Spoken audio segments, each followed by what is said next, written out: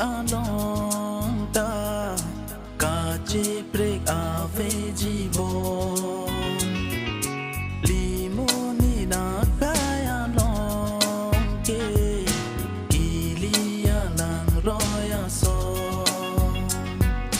ki plang pen ki du along ta kache break ave jibon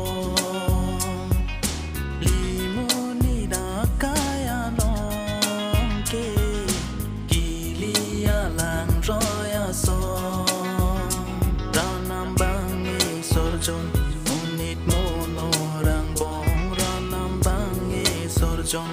unit mono rang bong kang ting pen kathe anga pirbi along kang ting pen kathe anga pirbi along jadi na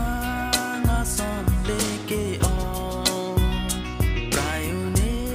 la ne kaya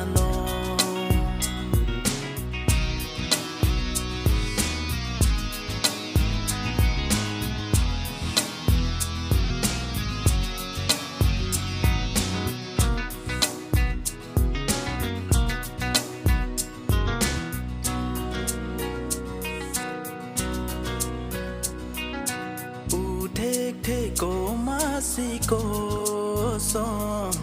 ô chi e cô paya long e mi ke no a son ta kai ding pi do chi e lo u thế cô má si cô son ô chi e cô paya long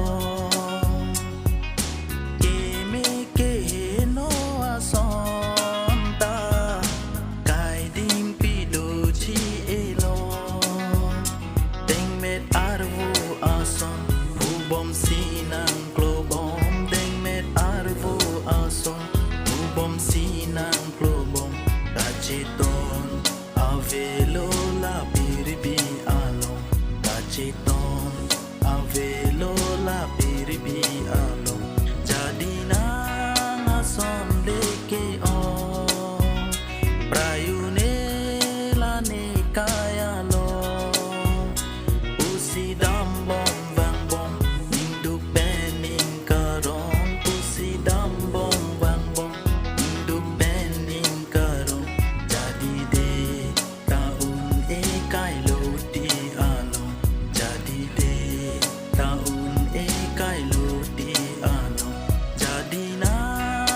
som leke on